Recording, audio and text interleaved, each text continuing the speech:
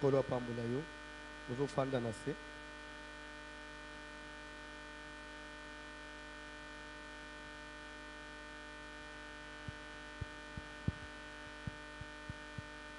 Amen.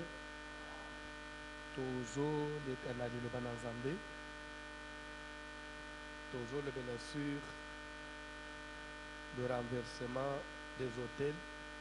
Troisième module. Et précisément, toujours le bien sûr l'hôtel de la sorcellerie. Et toujours le bien la sorcellerie de destruction. Amen. Pour tout gagner, tantôt avancer. Toujours le bien déjà. Du coup, il y a un mode de transmission. Comment est-ce que on peut transmettre la sorcellerie? Amen. Mutu oyo azando kite ou soit azana kindoki amakila ganda bien ou soit azando kite, il a la sorcellerie du sang puisque la sorcellerie de destruction il y a trois formes: sorcellerie du sang, sorcellerie inconsciente et sorcellerie consciente. Première forme, sorcellerie du sang, mode de transmission, c'est par quoi? Petit A, à partir des parents, héritage à Makila. Petit B, s'il vous plaît, tout gagnez temps. Par quoi? Par l'acte sexuel. Petit B. Petit C. Pardon? Par une transfusion sanguine. Amen. Maintenant, sorcellerie du sang, entre parenthèses, sorcellerie, pardon, passive. Amen. Comme c'est au féminin, on ne peut pas dire passif, mais passive.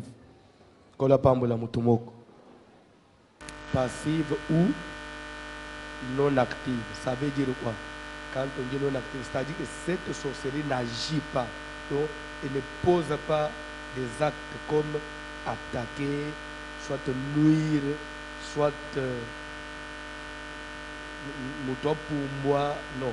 Plus, toujours bien la sorcellerie par condamnation. C'est-à-dire, elle est là pour nuire la porteur. Ils ont nuire le sorcier lui-même. Et ici, on a les deux autres formes de la sorcellerie, inconsciente et consciente. Les deux sortes, les deux formes là, sorcellerie active. Amen. C'est une sorcellerie qui agit, elle est active, donc elle pose des actes. Alors, la sorcellerie inconsciente, la sorcellerie consciente, l'unique différence, c'est seulement au niveau du contrôle. C'est-à-dire que la personne concernée, les sorciers, la forme inconsciente, il pose des actes incontrôlés. C'est-à-dire que sa conscience n'est pas en place. Azana maîtrise Yamakambozo Salate. Mais si le plan pratique, azo agir ba acte nyos, azo poser ba acte nyos, n'engemo la sorcellerie consciente. Comme on a point moussous, on peut éclaircir encore plus.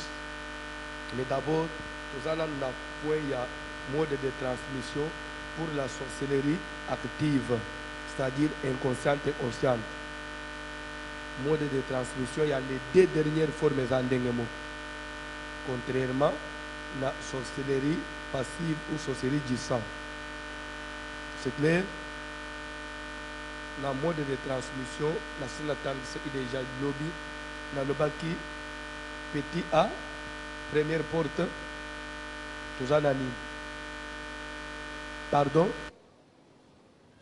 est-ce que tu causes à l'actif faut avancer petit A pardon par la nourriture na personne qui verse nini pardon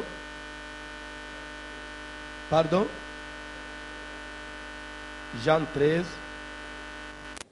verset 27 et petit B après la nourriture. Donc quand nous disons nourriture, c'est-à-dire la nourriture, la boisson, tout. Donc tout ce qui entre dans la bouche. Même la bilo ogolien.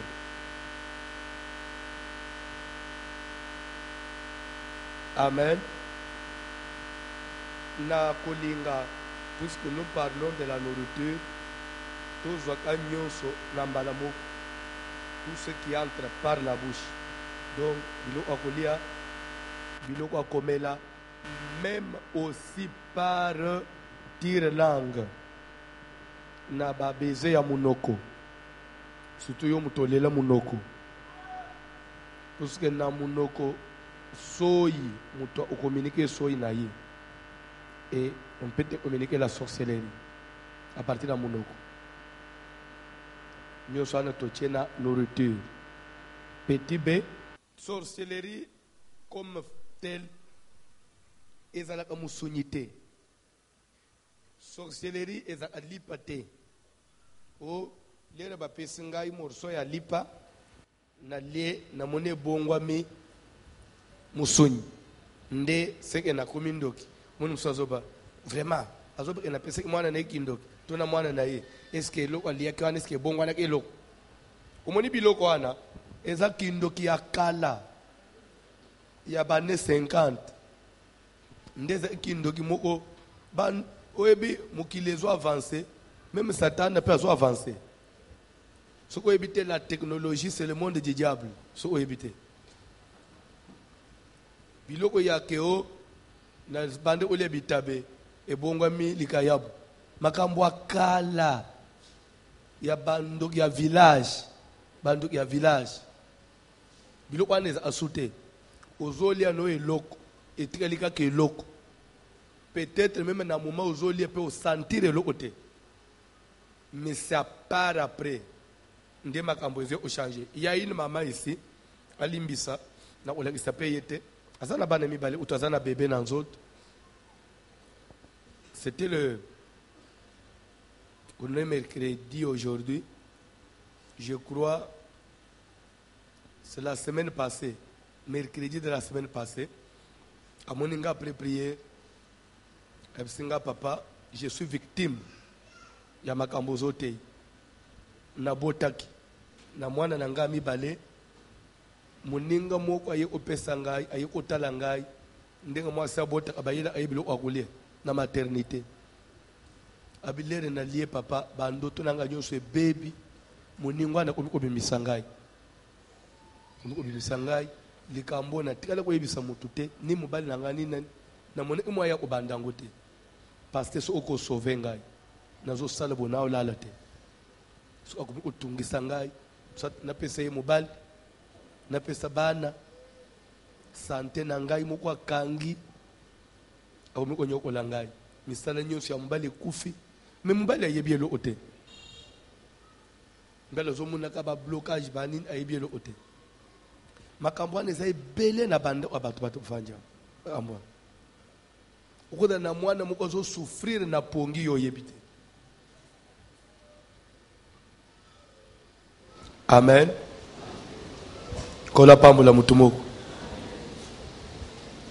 D'ailleurs, on vient de m'informer.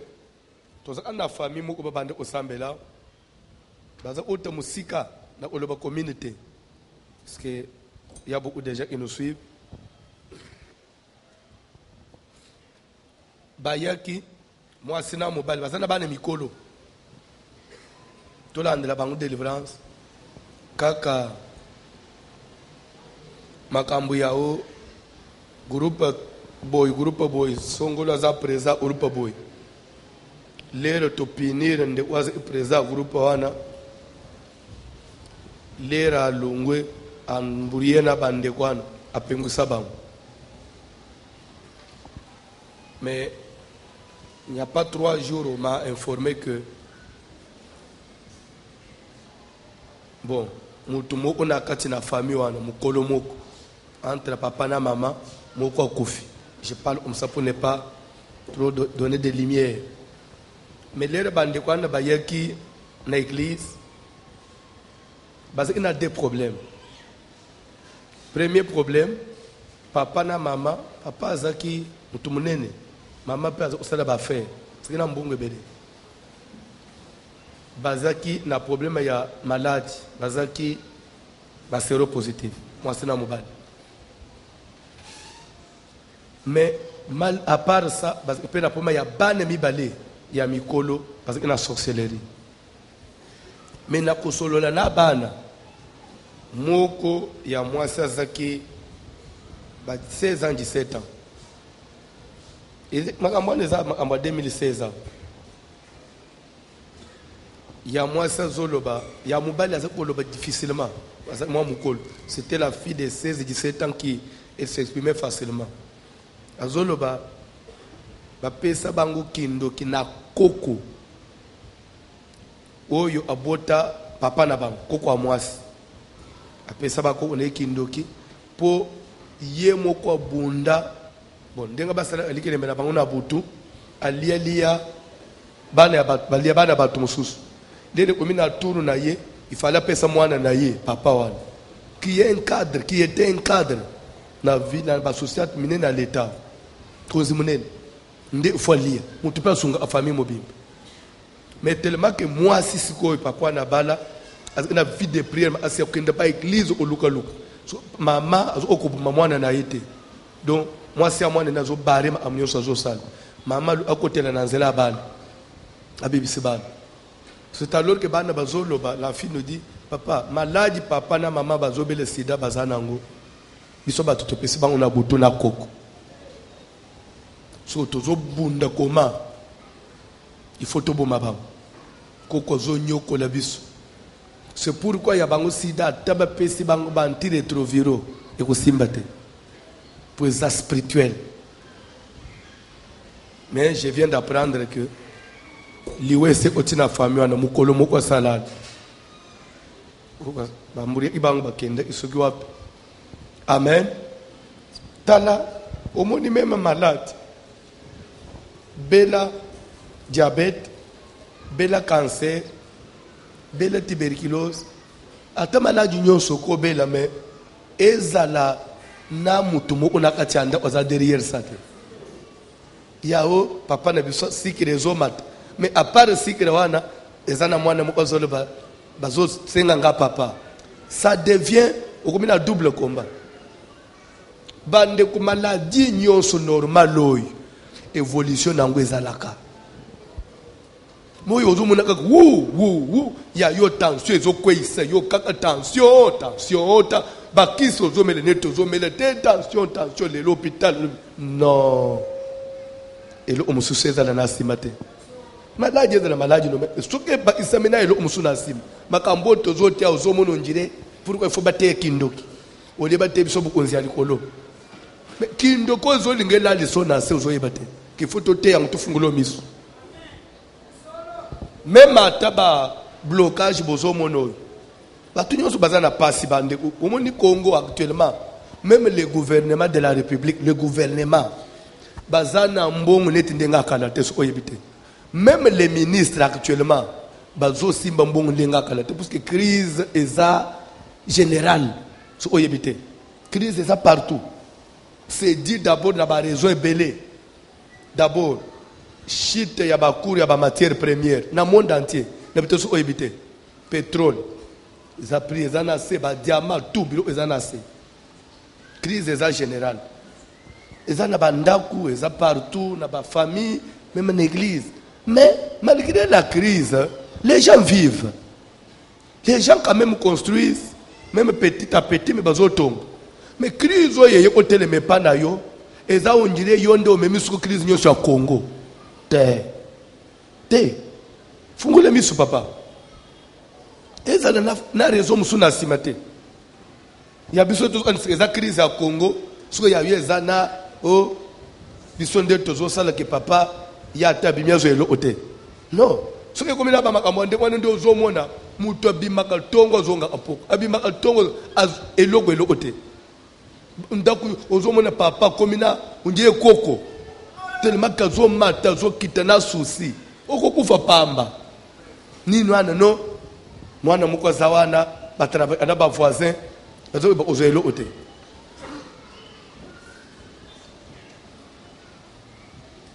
Alléluia. Kola pambula mutumoko. Kola pambula mutumoko. La sorcellerie. Kindo qui actuellement est épargné mutute. C'est dans des familles, dans des avenirs, dans des coins partout dans la société, dans l'église ndenge tofanja. Yo zomona aka mutofanje ne pembenywa. Kindo kinetikala ndoki azaki mutu moko faza la salité omone mino epola asobaka na mbetu biloko wana kochango suna mutu te ndoki akoma mutu a soin yo kutu mutu normal okomela mayo osubi ya kosuba te kale zala il faut suba na mbetu otine osubi pona nini ezaki carburant ya avion bakomanda ba avion électronique bacha osu carburant te. Oh, mais ba mitu électronique et comment ils ont autre essence c'était bon donc il faut tchaka carburant muki les évoluer yo so c'est lolu comme toi salité ya solo na nzoto kanga yendo biloko akala oto zala na kukala ya soki ba yena mwana bolandre délivrance OK ozandoki nandoki sikoyo oloka ndenge nini otena na téléphone na avion OK olo lingo te pesa zongi sebilo onyonso olokaka nango nde omoni mwana ke alo otilika saya ya mange ka okalubi nda avion na ngai ayena na kitenya nzete akombo o téléphone oyo basala ngai mokolo mosusu omoni na tiki bozama pe yanga makambo namoni fona ufona una motema ngamo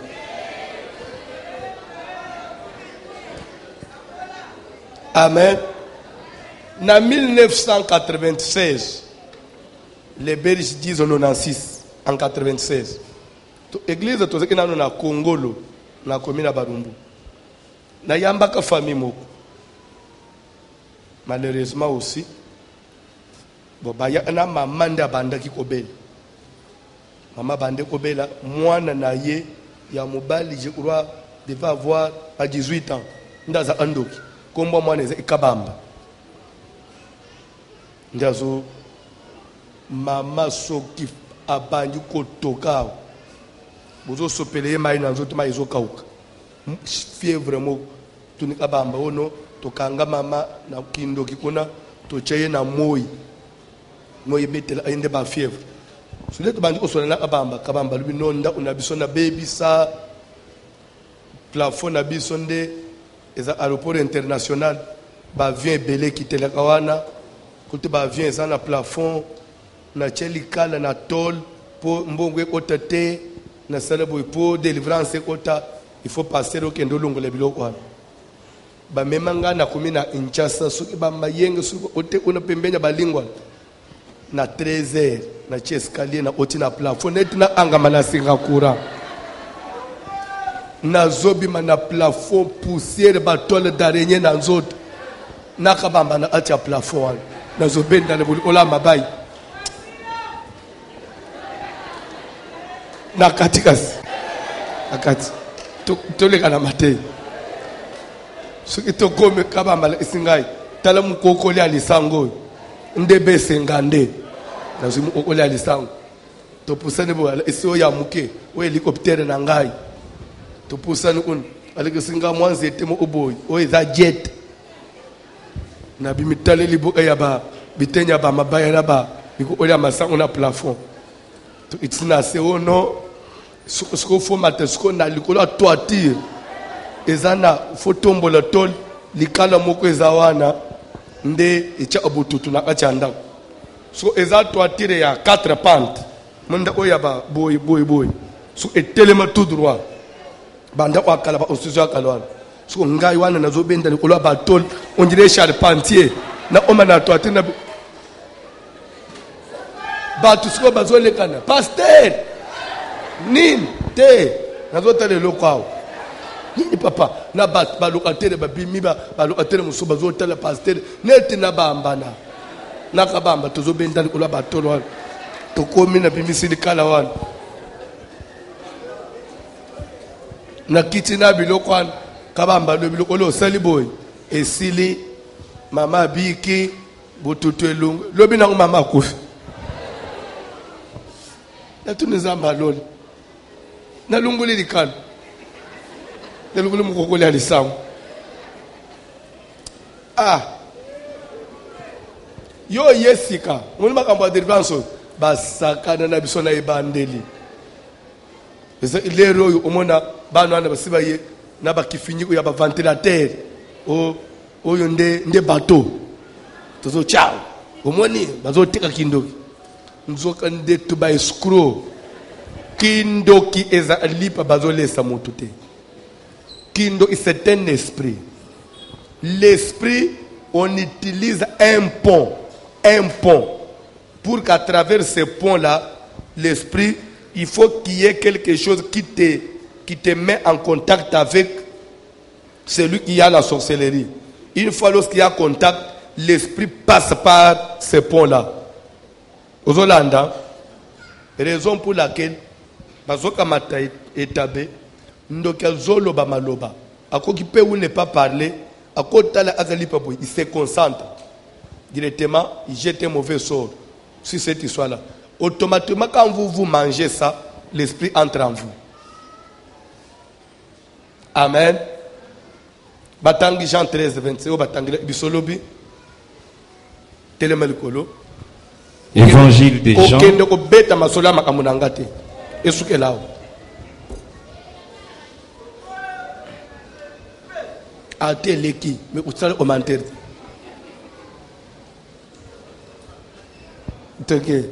Évangile des Jean, chapitre 13, les versets 26 à 27.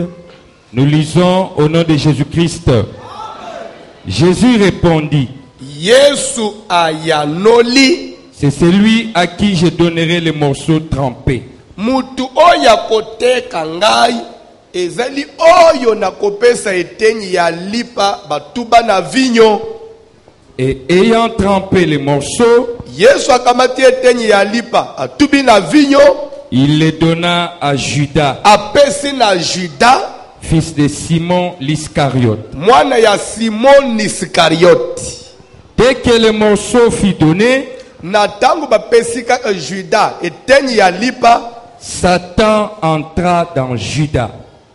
Vous comprenez? Satan a sadi nini? Satan a s'incarné mobimana na atena Judas. À partir de kaka ya lipa bapesi yawa.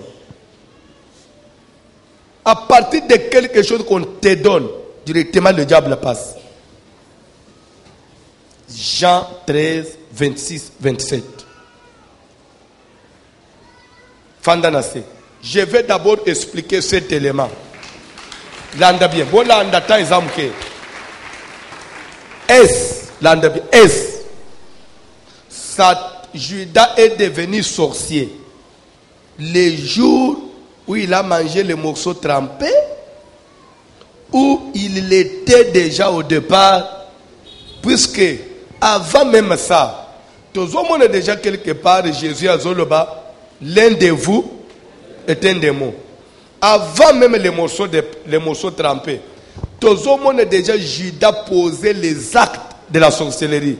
Comment il divisait les gens? Comment il volait les offrandes du panier? Comment c'était lui de temps à autre qui s'aimait le murmure? Na équipe à Jésus. Bande kokomona lere na bande oteye sur les œuvres de la sorcellerie. Mutuazana kindoki, ataza mubali, ataza mwasi, ataza patron, ataza papa na bino. Kindoki bomba nakate. la Bible dit les œuvres des ténèbres sont manifestes. C'est-à-dire que okoki ko fini kangote et moni samaka. Ate au seul semblant, muto a enseigné. Entre autres, okokuta mama mukolonda. Mais maman nda boti asongisongi na bana ya boti. Eza misala kendo. Mubali na yo nda asongisongi. Ozokuta un serviteur nda tout abaninga mito. Eza misala sorcellerie. Il y a des choses mutu normales. Baku utona atite. Tendance toujours faut que tonga. Ozokuta mutu azaka na liloba ya likolona ya se. Donc ce que boza bosoleli makamususu, ce que pesi mukongo, il faut lâcher mususu. Ezaka mutu tie mo ote, ce sont les œuvres zana atia mutu.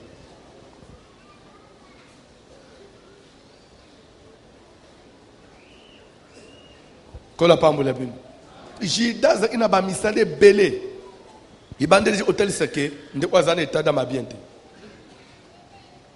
Par exemple, jour sokotanga una évangile de Jean chapitre 12. Jour ba invité Jésus nanda ya Simon le lépreux. Jésus allié Marie oyaye ko lela na makolo na Jésus pe apangwisi makolo ya Jésus na suki pe sopelier parfum. Ebili solo. Bible zoba ke ba disciple ba bandaki o murmurer. Pone nini perte aboy. Pourquoi gaspillage aboy? Ba gaspiller parfum ya cher. Ka pone osopana makolo na ye. Il a fallu to oteka ngwa 300 deniers. Pe to sungi ba pauvre. Bible zoba d'une manière générale que murmure botama entre ba yekon. Mais les rozo otana fond Bible zoba mais nani ya bot aloba il kambwan ezame ba yekon c'était Judas. La Bible est plus loin que le baquet. Il ne disait pas cela. Non qu'il se mettait à peine de pauvres, soit qu'il mettait en peine de pauvres que Azana souci au bapola besoin souffrir. Non, Bible parce que étant voleur, il volait déjà ce qu'on mettait na kesa ya Yesu. Ndesiko alembi ko yibo ezana kesete. Il faut créer le homo. Il faut créer le homo kuba tu bazala oyokana te. Yesu na ba yekol mirmire mo kweza ba problème ezala. Eza ideje misala indoki et pas mwana mbalo. Mais ce que Bible zoba ke na suka siko lere bazo e po bakanga Jésus. Na veille ya bakanga Jésus. Jour bazo lia Sainte Seine. Nde Jésus a lobi eza na mutu mo okote angana atina bino. Aye ole bazotuna so sezana ezana yeso bité bo mitungisa te muto na opesa morso alipa yewan na otrampe na opesa morso alipa za yewan Bible Jésus a trempé alipa pesier Bible Satan entra. Ça veut dire quoi? C'est que misala zale inakati eza inakati na ye so Satan ye mu kwa yeso ko s'incarner pour exemplaire landa na te yayo. Mettez-moi auto avancé. Matteo yeza Matteo mo ezo chaba tunyoso na keske se keba. O suspecté au pambalero. Keba. Yele Matteo boye banda comme tunyoso fois ke pole na banda usimbe simbe biloko même na umona utese na ba ndenge nini ndoki alata. Donc jour wana so ekweyo lati bongo sambwe. Oui. Oui. Bande obayebi ba enseignement ya suka je crois na te afuka ba 2006. Comment ne ko aider yo? Lo yenge ko trop parce que les gens ne sont plus enseignés. Amen. Moutou, une personne, vous avez la sorcellerie. Mais la sorcellerie a des degrés, la sorcellerie a des niveaux. Au cours déjà aux andoki. Okutani nandoki mususu apesho sukindoki. Okutani sunabando mususu apesho sukindoki. Mutoko lia kindoki 10 fois. Et l'air bazoba kisawo ya bango ezande niveau des omata. Donc c'est-à-dire que leur Satan y est cocotte na Judas jour à morceau de pain et c'est un degré, c'est-à-dire niveau ya Judas matisiko a combien encore plus puissant qu'avant. Mais déjà il était sorcier. Kindoki batu musuba ko pesa yo na ndenge nini ba moni ozandoki mais bazo trouver puisque la sorcellerie marche aussi na niveau ya intelligence na niveau ya étoile ya moto soki nzamba kele yo na étoile ya makasi soko zandoki kindoki no pe ko banda ko briller makasi étoile ya nzambe pa moto et brille même na magie même na nzambe si vous avez une étoile forte même au côté de l'occultisme au côté le plus important que les autres. C'est l'étoile de Dieu là ndé Satan pour profiter au match makasi. Alors ceux qui bando ibatani moi on a une étoile makasi. So azando mais kindo kazana nta mususu eza et utakote mususu. Pour ou comme partenaire na bango ba utiliser yo efficacement. Qu'est-ce qu'ils doivent faire? Il faut bango pe bakisa o ya bango sorcellerie. Et ça pour net comme partenaire au côté ce qu'on a équipe na bango. Boko bando ko utiliser yo te na sorcellerie ya batu musuno. Il faut pas que tu aies c'est ce qui fait que Moutouye m'a se retrouver à 4, 5 types de sorcellerie. Donc, il y a des mois, les a jetés. Amen. Les années, il y a eu des amouke. Il y a moi 12 mots. Il y a des stagiaires. Vous voyez pas quand vous quand la femme vous yo. Vous m'en dit amen. Amen. Tolobaki 1 par la nourriture, porte d'entrée, sorcellerie active. 2 après la nourriture, par des cadeaux, simple cadeau, l'esprit peut utiliser cela comme pont pour entrer. 3 par les toucher. Les toucher. Amen. Ça veut dire quoi? Bozolanda. Marc 5, verset 25. Or, Nzoka, il y avait une femme atteinte d'une perte de sang depuis 12 ans. ezalaki na mwasi moko asimbamaki na maladi ya litangi na makila esala mbula zomi na mibale. Elle avait beaucoup souffert entre les mains de plusieurs médecins. Et elle avait dépensé tout ce qu'elle possédait. Et elle n'avait éprouvé aucun soulagement. Mais elles étaient allées plutôt en empirant. Ayant entendu parler de Jésus, elle vint de la foule par derrière et toucha son vêtement.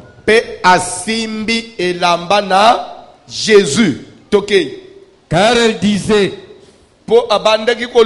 si je puis seulement toucher ses vêtements, je serai guéri.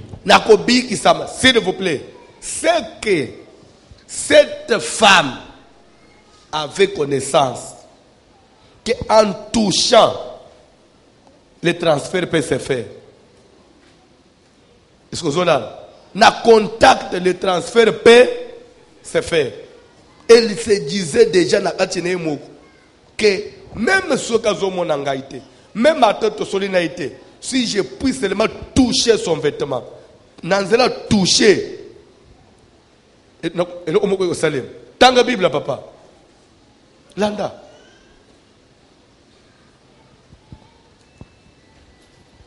Car elle disait, si je puis seulement toucher son vêtement, oui, je serai guéri.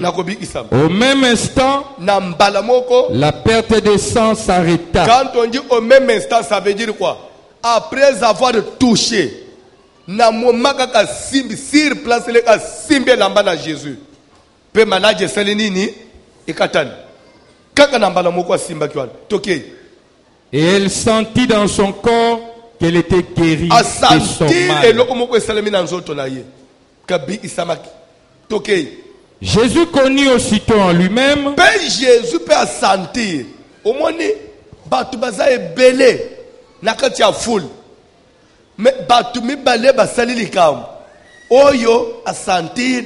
Oyo pe abimisi nguya a sentir. To bangu mibale ba yebane lo esalem. Mais foule nyonso ti na ba Pierre, na ba Jacques, qui dit ba. Le Dieu soit bandu kotun. Qui m'a touché. Pierre a comprendre le côté. Ah, tu vois la foule qui te presse. Et tu dis qui m'a touché. Surtout quand on tourne dans bateau, mais moyen comprendre niveau Yesu azalele kolobela ezakati nandenga nzoto te. Makambo tozote bande c'est le monde des esprits. Pierre na baja bakoyebate. Bango bazozo ko simba ondire qui te prendre bato bazo tutana na ordinaire. Non. Jésus a lobi ezana mutu moko asimbi ngai na ndenga normal te. Pe na kati na ngai je sens nguya moko ebimi. Eta na mutu asimbi ngai Pierre bi me papa. Bon ataba simbi yo esale nini albi non. Eloko moko esale miao. Keba. Amen. Alléluia. Alléluia. Nasina catholique en mon église. Il y a des 12 ans peut-être. Ba maman mi balé ba fanyi na église na zote. Eza ya wate. Donc nanto ko makia wate. Ndenga ka ezalaka. Oh pasteur alobinini o. So olia loba na munoko asimbi muninga na lipeka. Pasteur alobinini. L'état asimbi pasteur alobinini muninga sentir on dirait courant. On dirait o ko tina katina ye. Tuko nini oselinga o nini te usimbinga na santé lo ekotina katina ah bon esali nini amolobite mama koki o se contenir de mateye sila na sisi akokite abanyina kotoka na fièvre mbana moko aya moninga akangi mama wana obimate tu n'es pas pasteur na tuni nini oh no pasteur lo ote pasteur naza bien te tout lero to coincé o na pese kindo.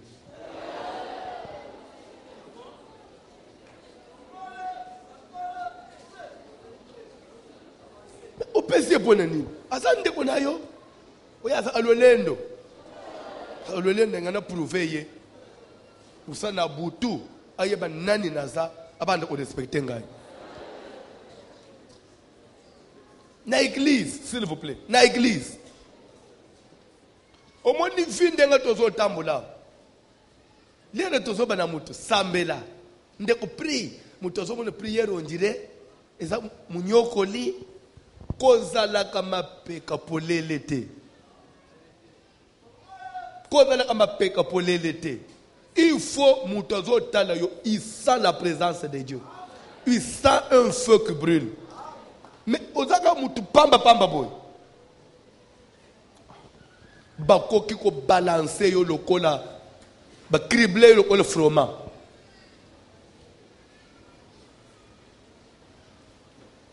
Sur place.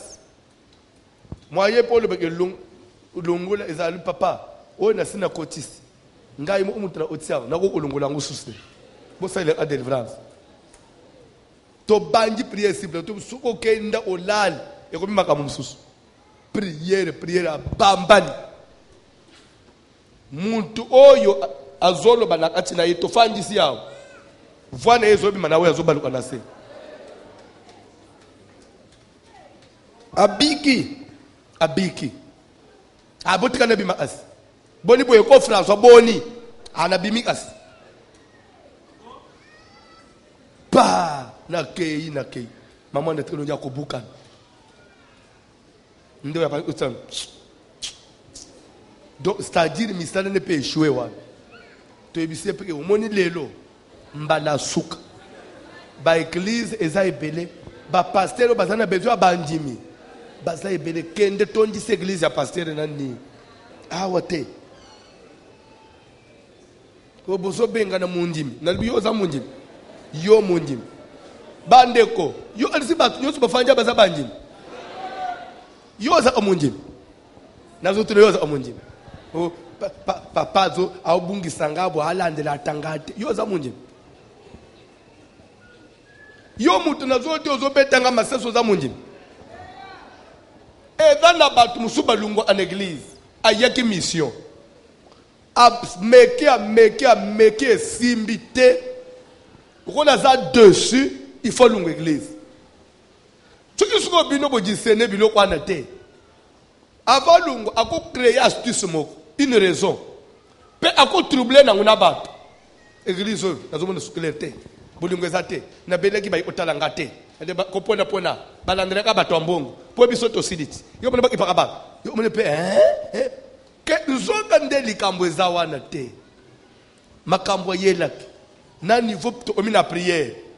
Azo okasote. Soit tikali akukufa, soit il faut kim. Mais le la ko lungo pamba lo ba vérité, il faut créer ba raison mususu. Keba na makambo na kindu itozote yo. Mukileza ko beba. Pe Bible zo le beke Satan zo travailler na vitesse sachant qu'il a peu de temps. Minute na ye tikali muke. Il est en train de doubler de vitesse. Pour le diable, il faut posséder Batunios. Il faut enrôler Batunios. Il faut baby Samukili Mobim. Il faut que Batunios na l'ifel. À Kosi. Touché. N'habite sur Ozoland. N'habite sur Ozoland. Landa Matei. Jésus connaît aussitôt que Ngouyamo et Salakinine. C'est-à-dire que l'air moi soit na simbié. Ne fait que contact wana. Et faciliter transfert ya esprit. Nazoba isapona toucher. Kende na mukanda na Luc. Tanga li solo ya Marie azana zemi ya Jésus ya 1 mois. Elisabeth azana zemi ya Jean-Baptiste ya 6 mois. Marie sima ya oyamba visitation ya ange Gabriel. Ake mbangu puisque azana ki nakinde kuna Elisabeth. Maria ke rendre Elisabeth visite. Bible zo bana tangu Maria zo kota place Elisabeth azala. Ko yambana bazo yambana eloko esala enini. Eloko moko s'est passé. Elisabeth bina Marie. Mwana zana atina libumu na ngai asali nini? Kuku. C'était quoi? Transfert de pouvoir.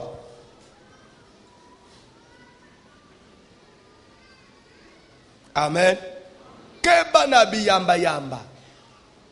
Surtout yo lelo yamba ba. Civilisation qui mundele elo etikalika ko ken ovanda na Paris. Ponyoso komika ya mindele. Ça va? Ça va bien. Bako communique au pouvoir moko. Kako ko yamba na bayamba ni wa. Puissance est l'équipe. Directement Jésus qui était la semence céleste de Dieu a perçu pouvoir na Jean-Baptiste déjà depuis le maman na ye. Na musala ko osala na sia mukini aza ayambi transfert. On peut communiquer la sorcellerie par une simple cérémonie. Obilo oze komona nango kala faut les kana sia makolo. Ko le kana sia makolo peut vous rendre sorcier. Ozo mona papa na bino soit mbapa mo omukolo il faut beto elongi 3 fois. Pou. C'est déjà le transfert d'une puissance. On peut vous envoyer quelque chose, une lettre, un colis. Ozomona, mutumoko fungulate, ka songolo yemo ofuko pesa muto fungulate omone ya yemo. Du moment où vous ouvrez l'enveloppe, mbalamoko ozu transfert. Acte des Apôtres chapitre 19. Bible zolobake ozolanda na moment Paul a oumeli na Éphèse. Paul a vraiment église, l'église s'affermir et nous avons utilisé tellement que et comment il à niveau batu bazozwa ba linge ou bien ba mouchoir oye tout takinzo to Paul soki bake nango na banda una bango batimbisi bande una bango bazobika miluma pe zobim. C'est-à-dire que mouchoir to balenjo e bazomema oyo ezo servir de pont. Ezo servir de pont. La sorcellerie, on a besoin d'un pont. Keba. Et vous allez encore ajouter l'acte sexuel aussi. Parce que dans l'acte sexuel, on donne une sémence.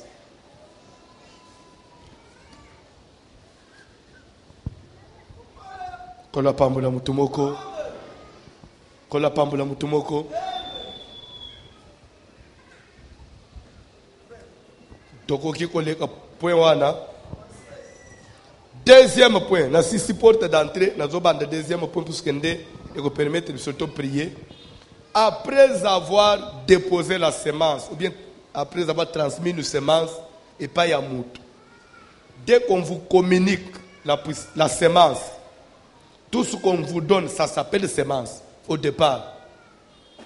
Soit au lieu loco, soit au bimina moisi, ou bimina mobali, à la misala mouli la communiquer yo. Soit nanzela toucher muto simbi o communiquer yo nguyo zo yamba wana, ça s'appelle semence. Ndo zo yo Bible zo bete toute plante, d'autres versions bazolba toute semence que mon Père céleste n'a pas semé, toute plante que mon Père céleste n'a pas plantée sera. Donc Jésus reconnaît qu'il y a des semences que Dieu a planté. Maintenant, na semence, le diable est l'ennemi. Na phase où il y a transmission, quand on transmet, ça s'appelle semence.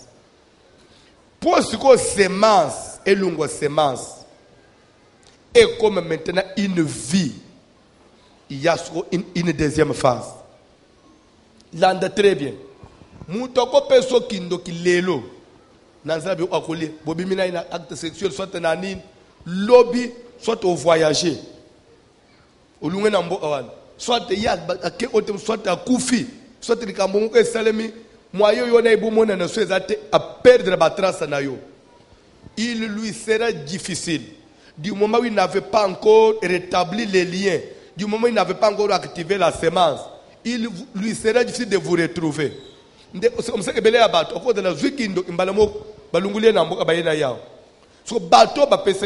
n'ont pas eu le temps d'activer la semence pour bâtir ce réseau.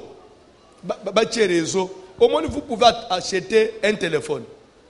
Au sombina SIM. Au tiers. Mais pour SIM comme SIM, il faut activer les numéros. Même chose dans le monde des ténèbres. On peut vous donner la sorcellerie, mais on doit passer maintenant à l'activation. Activation, au moins, soit mutu alali, ndoto, mutu mukwaye.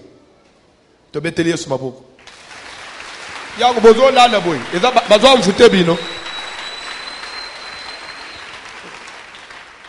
Ndo mona asko mutu aye na butu, mutu aye soit na ndoto zolota, oza place moko boye, bakomisiko ko uzonete bazola esoko nager, bazola esayo koma omatana nzete, bazola esayo kotambusa mutuka, bazola esayo kotambusa moto. Keba na bandoto wana ya, on vous apprend quelque chose. Vous allez à Tiamai, vous allez à Najak, vous allez kokate, te, salaboye. Pas na l'autre nazo, nazo on nager, il on nager. Plonger. Piscine ya pamboy, nano sokolate.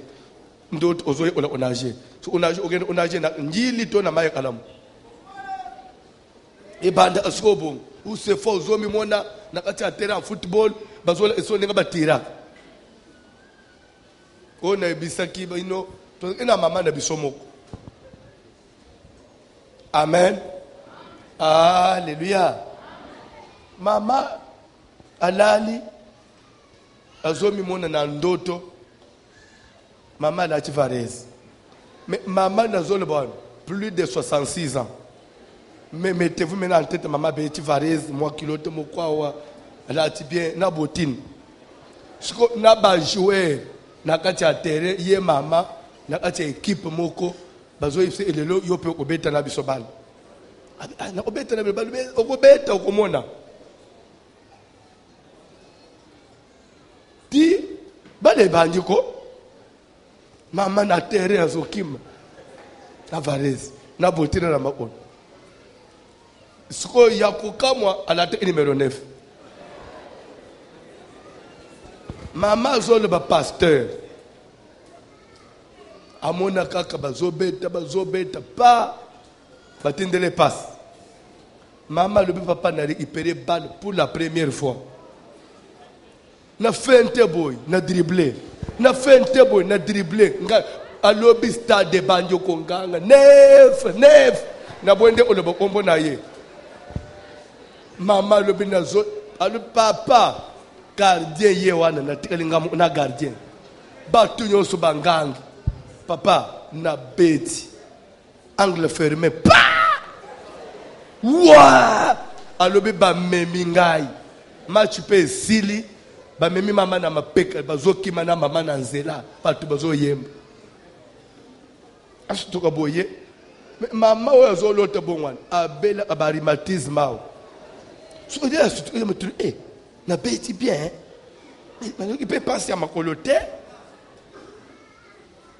so ya ko kamweza alamu ipe na tongo bomba azobetela baninga ibi elelo to ko beta baleza apacité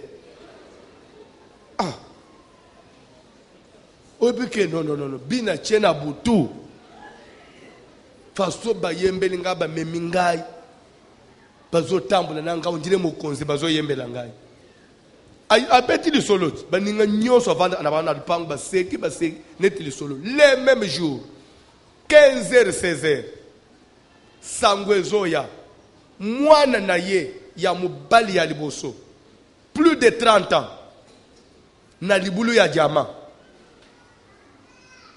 amen akende na carrière na zamba bazo sala jama mutu moko bimika ka boy ezayo nini ezayo usana nangate ngeta batu bazo asali yo nini likofi nazol pa mutu mwana makila mutu akufi ile mwana no akufi betika likofi mo nazol akufi baba ndo kanga mutu ana obeti epone nini akufi na comprendre lo esali ngate ezana nguyete ba meka wa neme oyo bayeli mama sang l'air sangue on me parle ngalo mama umunangu le fermer ta moni likofi ko memba ba mema kiyo na mapeka siba matisio grade pona ni opesi mwana na yo albe yezo ina ngubite nazo koma na point ya bandoto kalate tozo ya na enseignement na ebisio ke ti to koma dimanche to otuna na nayo nazo koma nazo ya na matei puisque yo za agaga yele na loti yo lota kakaka yo lota akaka Joseph mwina ndoto wewe ebi Joseph mwina ndoto Joseph mutu abandoto ndeyo asukala mwina teng voilà encore les songes que j'ai eu yo lota abandoto eza la paix normale bobeta maboko na avancer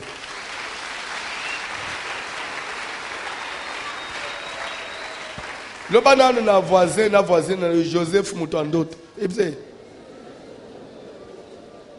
ya lota akaka tongonya saka na loti umuni mwasi na yo lelo na loti ya lota akaka la bunda la batu ba mibi mo ba kotina ndako na biswawo siko le tande netenga na buskile bango boye na moni ba disa na yo ya mbongo ya mbale nanga après ba kimi nango le tanto landa après saka mbongo ekei yoka omoni meme Joseph le na bande olota soka betili solo webe réaction ya papa ja obese enini. Que veut signifier donc ce songe que toi tu as eu? Même papa s'inquiétait. Wana ba ndoto nini wana yo Joseph tuna ana no mwasino ba ndoto nini wana yo lota ba mibi ba yeba zuka saka na ngai ya mbongo valise no ya bilamba bakozwa te saka na kaya mbongo mais lelo bazolota bazisa no ya mbongo wana bozana nini lelo misaleza wapi omoni Mateo pardon obota ba polémique te ya lebo koma nanzela oyo imampasere te mun ndoto ibsenga follow ba clair na lebo ende obunda te libala na bino ese esala ifanta bandakala so okoma soke panzano pasteur panzili bana biso nzoka nde misisa nyonso ese pola inase libala na bino se etikala kana musisa mu ekanga kyangu lite nanga nde yakukata musisa wano nga mutu na kweyisa mabale ebela eza etikala singa moko poe bambana we upakulanga bele bobeta mabu ona lunga place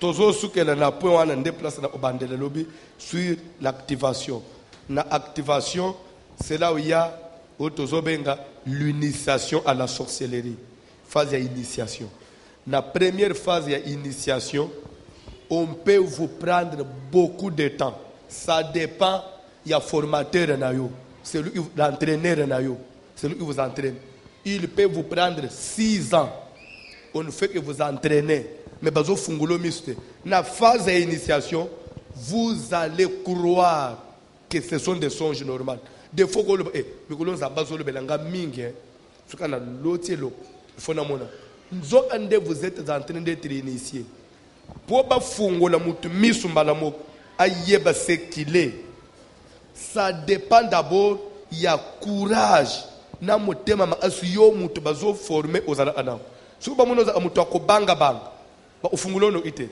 on peut vous garder et na bandoto nous ande bandoto ce sont des réalités mais bazo jusqu'à là bazo socialiser yote au monisco phase ya bandoto ya initiation ozala et comme sorcellerie consciente ou pas mais déjà phase one nyonso tozo bengango l'inconscience c'est la société inconsciente la société inconsciente peut devenir consciente.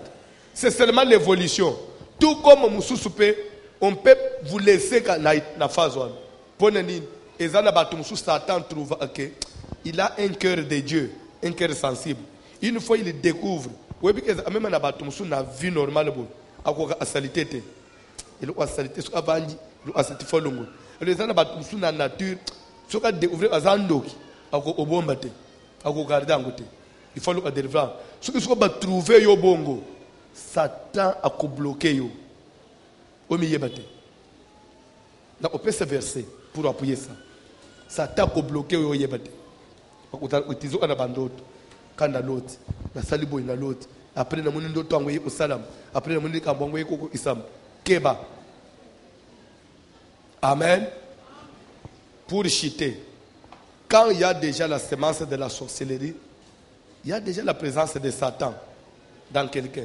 Cela n'empêchera pas que Nzambe pe ko benga yote. Au cours de l'ozana semence on basibachi, lobi pe Nzamba bengi yo, oyepe l'église.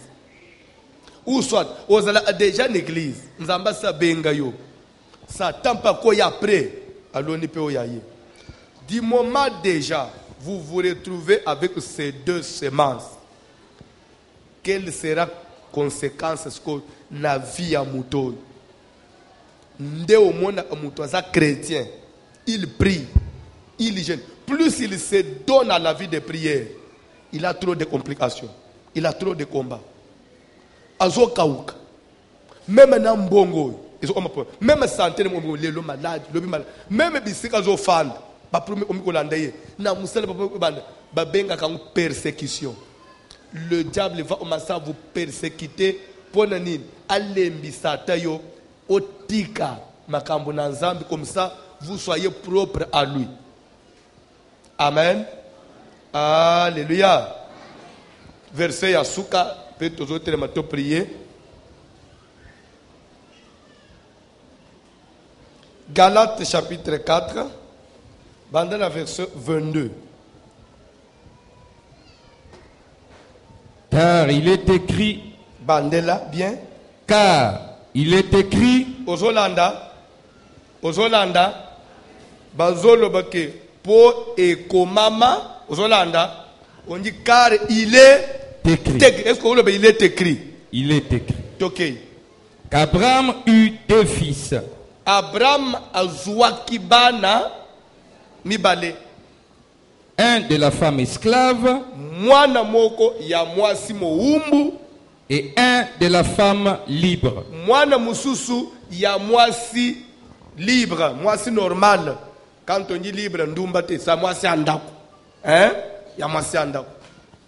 Okay. Mais celui de l'esclave naquit selon la chair. Mwana ya mwasi moumbu abotamaki na ndenga musunyi. Et celui de la femme libre naquit en vertu de la promesse. Mwana ya mwasi ya ndaku abotamaki kolandisa elaka na Nzambe. Okay, papa. Ces choses sont allégoriques. Makambo yeza vraiment compliqué. Là, on doit comprendre. Car ces femmes sont 2 alliances. Basi mibale oyo ezali synonyme ya ba alliance mibale. L'une du mont Sinaï, Alliance ya liboso ya ngomba na Sinaï. enfanta pour la servitude, c'est Agar. Oya botama ipone kiboumbu yende Agar. Car Agar, c'est le mont Sinaï en Arabie. Agar na munoko ya ba arabe elingi kola isa Sinaï. Donc quand on dit montagne de Sinaï, ça veut dire Agar na munoko arabe qui veut dire servitude. Boumbu toke. Et elle correspond à la Jérusalem actuelle. Ezali ndenge mo na Jérusalem ya sikao. Quand on dit Jérusalem actuelle, c'est-à-dire Jérusalem ya ba Yuda oy. Peut-être oyebite. Jérusalem actuelle, ezana maboko abanana. Soki boyeba. Kolanda information. Jérusalem ya Israël. Actuellement ezana maboko abanana. Ezana maboko ya ba asiatique soki oyebite. Les musulmans. Raison pour laquelle Omoni Trump, dès qu'il a pris le pouvoir, il s'est imposé. Il a dit ambassade des États-Unis, il faut être à Jérusalem. Parce que jusqu'à là, l'ambassade nyons, il y a un pays à monde, à Tel Aviv, capitale d'Israël actuellement c'est Tel Aviv. À Jérusalem, Jérusalem est une place mosquée à musulmans. Il y a un Palestinien. Il y a eu pouvoir. D'après la Bible, la capitale de Jérusalem, l'ambassade de Fouezonga. Dire que l'ambassade de Fouezonga, en d'autres termes, il faut que l'ambassade de Batika bazongi ça, na Israël. Ndo moni balinga kayete naba. Les Asiatiques balinga kayete. Trump ozo mona wa soko landi bien. Il na ndenga ya Bible. Il est en train de jouer un rôle prophétique. Soko yebite. Soko kei na ndenga Apocalypse, il joue un rôle prophétique. Puisque la Bible dit lorsque Israël sera restauré, alors viendra la fin. Donc pour souka eya, Israël doit revenir.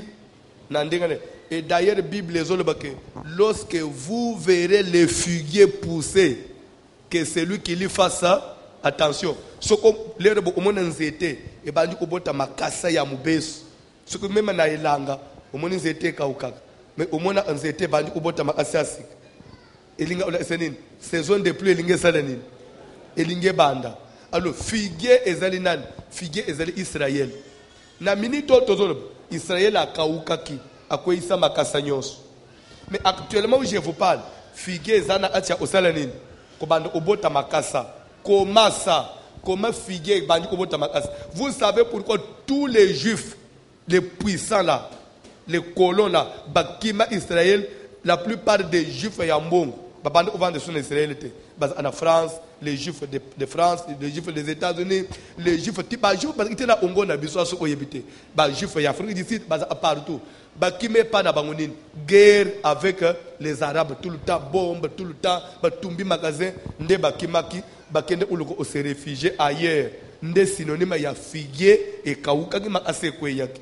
Maintenant, le terrorisme, ce qui est côté dans le monde entier, na France, terrorisme est côté. Dans les États-Unis, Maintenant,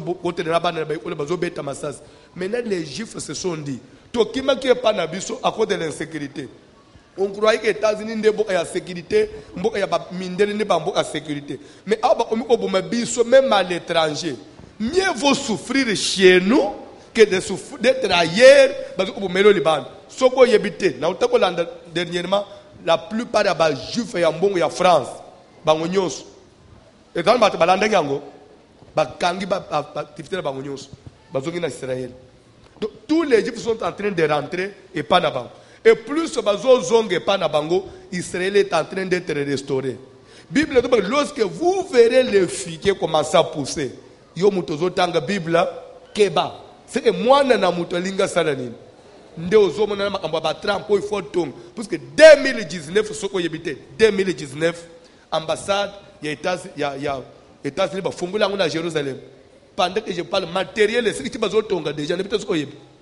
2019 ba fungula alors ba mboka nyoso pe ba ozonga Jérusalem. Mais ce que Paul a dit comme na kalata zolo bake agar wezo signifie Sinaï servitude. Nde exemple ya Jérusalem ya mikoloyo wezo sala nini wezo nyokwa na maboko ya Arab. Bible ko kana réalité actuelle. Elle correspond à la Jérusalem actuelle qui est dans la servitude avec ses enfants. Qui est en souffrance avec ses habitants. Oui ou non? Toi avancez. Mais la Jérusalem d'en haut est libre. La Jérusalem d'en haut, c'est l'image de Sarah. Elle est libre. Jérusalem où Jésus a toi avancez. C'est notre mère. Sarah. Car il est écrit: réjouis-toi stérile, toi qui n'enfantes point. Éclate et pousse des cris, toi qui n'as pas éprouvé les douleurs de l'enfantement. Car les enfants de la délaissée seront plus nombreux que les enfants de celles qui étaient mariées. Ça veut dire quoi? Réjouis-toi, toi qui es stérile. Réjouis-toi, toi qui n'enfantes pas. Réjouis-toi. Puisque les enfants de la délaissée veut dire quoi? La négligée. Oui ou non? Seront plus nombreux que les enfants de la femme, de celles qui étaient mariées. Profession de lingo olbanin. Profession de l'église des nations. Biso église oyo bato ya ba nation nzamba balakate onzamba sundolaka tokozala ebele koleka bana na Israël physique bao bazaki bana ya mwasi ya ndako na bukunzi ya likolo. Déjà ce verset et so contredire bande on a biso bateka ba journaux baloba biso ba nation to kende na lolate loleza aka ya bana na Israël soko bimi oyebisa bango batanga réjouis-toi toi qui es stérile. Les enfants de la délaissée seront plus nombreux que celles de la femme mariée. Bisobana mwasi andumba. Église des nations à mwasi andumba. Mwasi anda ezaka Israël. Nde mwasi nzamba bana na mbongo. Biso to zabana ya mwasi ando. Bana ya mwasi alibanda. Bakoleka yo ebele pe yo mwasi alibanda sepela. Biso mwasi alibanda tozo sepela. Pona nini? Puisque nous des nations landa na matei.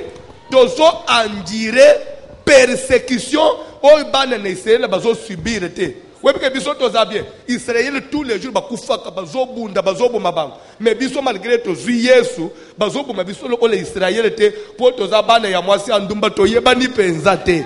Bana ya pembeni. Bazo nyoko la kaka ba ba yebani. Biso bana ya libanda to yebani te toza MP épargné nde bano bi boza ba to libaku. Papa Djidji tanga bilo on silisa ko. Vous frère. Pardon? Pour vous, frère, comme Isaac, vous êtes enfant de la promesse. Et de même qu'alors celui qui était né selon la chair persécutait celui qui était né selon l'esprit, ainsi en est-il encore maintenant. Mais que dit l'Écriture? Chasse l'esclave et son fils. Bengana mwasi moumbu na mwana na ye. En d'autres termes, parce que les deux femmes sont des alliances. En d'autres termes, le bas chasse l'alliance de la chair.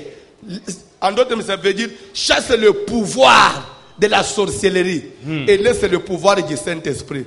S'il y a deux pouvoirs dans un même corps, le pouvoir de la chair va commencer à persécuter le pouvoir de l'esprit. Ndenge moko Ismaël, lokola zala imukolo ya Isaac, akomaki ko nyokola Isaac na bunzoto. Ndenge moko lelo baraba bazo nyokola Israël. Baraba bazo boma Israël. C'est bana ya Ismaël.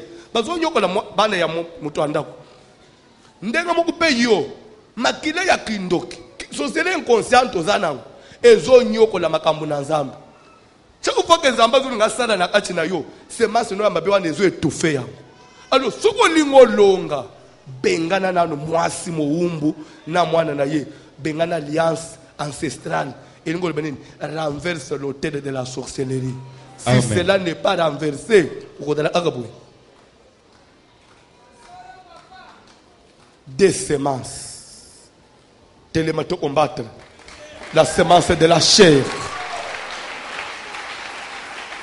Car il est écrit, chasse la servante et bako kiko kabolate, bako fanda ensemble te, bako liye nzungu mokote. Et belé ya ba chrétien, bazo biga suko na kati ya en passant, c'est-à-dire molili na pole.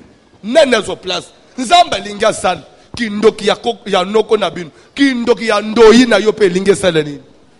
Linge sal. Oye l'église ole sainte sainte. Ok na butu ole biloko abandoki. Oye l'église o sengi moto ya Nzambe. Ok na butu o pumbwe na moto abandoki. Ezo bimayo na sim. Tu y a deux motos yo. Ah ole fait mais fait oyo belela bongo yo bimisa na mapeka. Oso bomango. On a deux feux à Teyomoko. Eh Talabato ba de semence ne ba buka Nzamba lola. Feu! Moto kita. Lobito zo bandele sous place à semence sikoyo. Deux semences. Il faut délivrance et salement. Raison pour laquelle les 6, les 7 octobre, samedi, dimanche, délivrance contre les deux. Naba tu bazolanda biso, naba buki bikeku. Samedi, dimanche les 7, de 14h à 20h, moto opelao. Naba to ya baglise msu bazolanda pemba teyo toko ya. Nini balesa yo? Nini bachana kati na yo? Mubali nini obima na ye tika semence na ye? A contrôler yo a patra semence na ye. O mata okita. Webi Angélique azalakao. Webi pourquoi le ba ozalakao?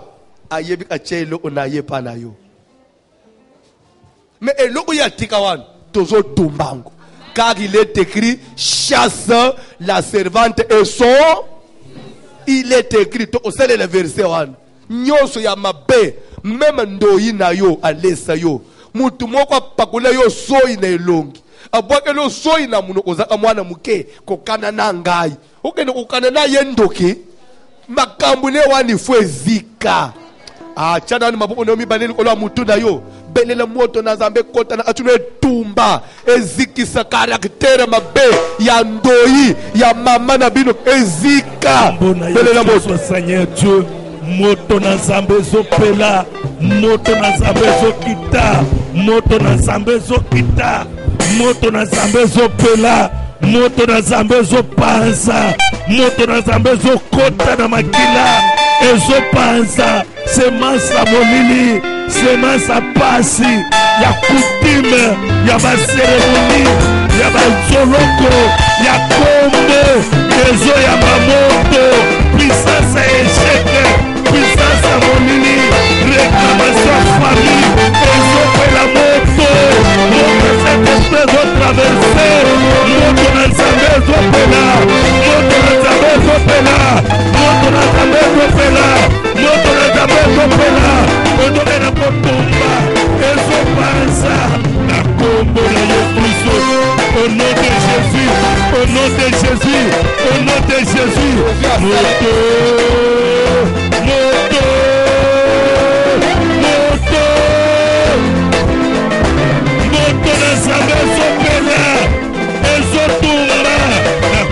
na Yesu Kristo nazopanza musisa mabe musisa kutime ya baesheke ya liwa ya seliba ya divorce ezopela moto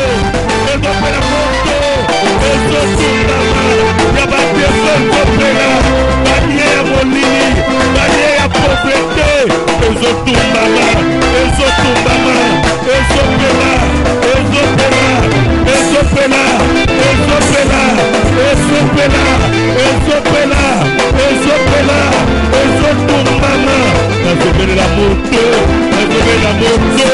nazobela moto nakata bakila moto ezotumba basemasa mabe biloko mabe ya kolia ya fabrice ezotumbama ezosika na kombo na yo Kristo au nom de Jésus moto na Nzambe ezopela ezotumbama ezosika ezobemisana ezobela moto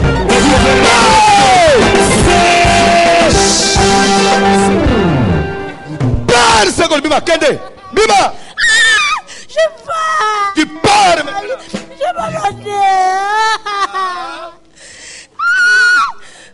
Sors d'elle. Libère son corps maintenant. La mauvaise semence. Ozoyamba moto. Libère vite. Dans le nom puissant de Jésus.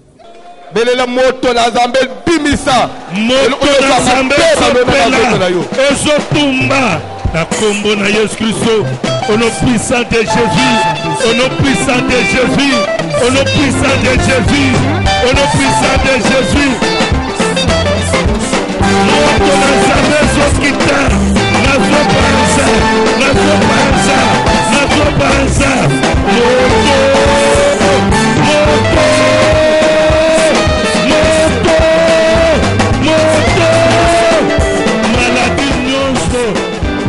Samolini, flèche à Bandoki, Bonganga, puissance à Koutima, Ezotumbama, Ezotumbama, Ezotumbama, Ezotumbama, Ezopela moto, la combo de Jésus, au nom de Jésus.